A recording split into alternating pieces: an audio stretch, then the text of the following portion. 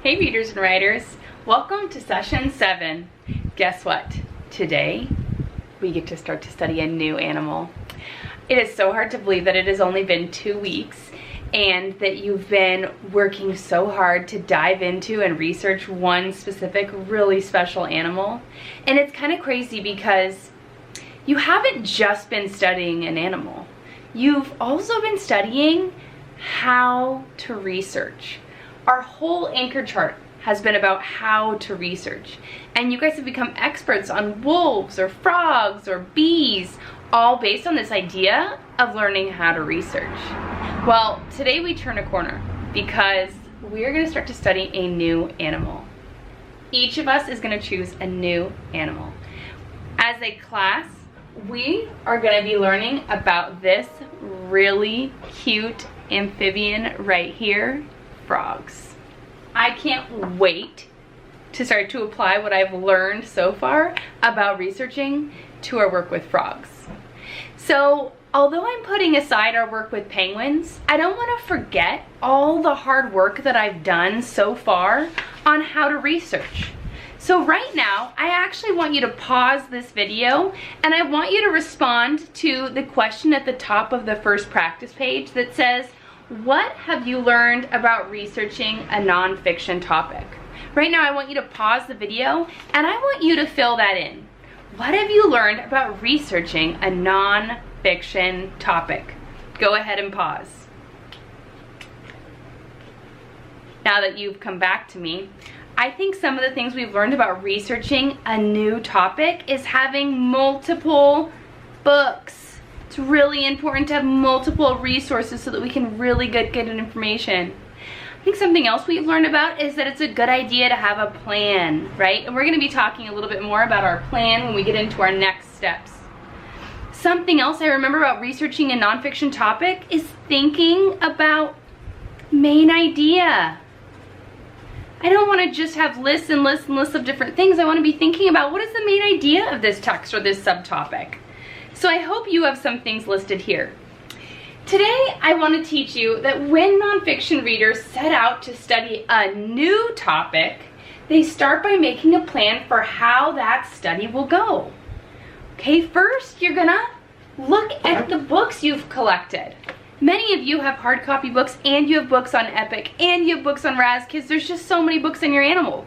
Now you need to go through and figure out, which one am I gonna start with? Because you always wanna start with the easiest one, right? So when I look at this text right here, it's pretty straightforward. It's a Nat Geo. You guys know I love my Nat Geo. Not too much font per page. There are some text boxes. Looking at the table of contents, I see some important and interesting topics. Splash, croak, frog food, size and color, watch out, frog babies. I imagine frog babies are probably pretty cute. Then when I look at my life cycle of a frog book, I see there's a lot more font per page. I can see they still have pictures, which is wonderful. I really need those visuals to help me understand. Looking at my table of contents, I see life cycle, floating eggs, teeny tiny tadpoles, all grown up. The cycle continues. So I'm seeing already some main ideas, some commonalities between my two books.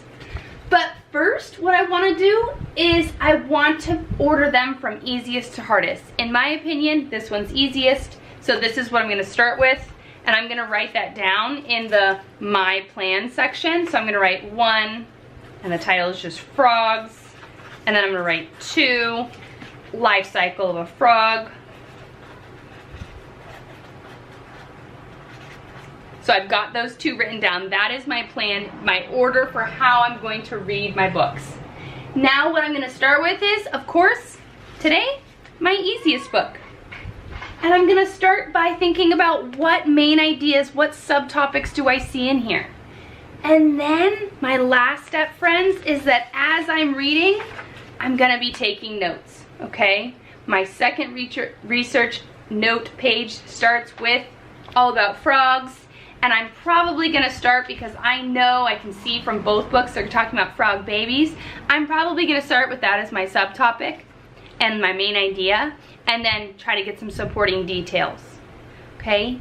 So kiddos, today, this is your work, keeping in mind you're getting ready, using your easiest book first, synthesizing. I might read both of these books today, or I might read one today and then one tomorrow, right? I know I need to get this work done before Wednesday when there's a new lesson, but I have some time. So I'm gonna figure out my plan, taking notes.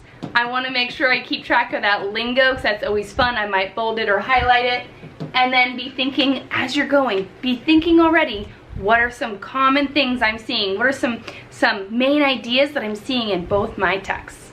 All right, happy reading and writing. Have fun with your new animal.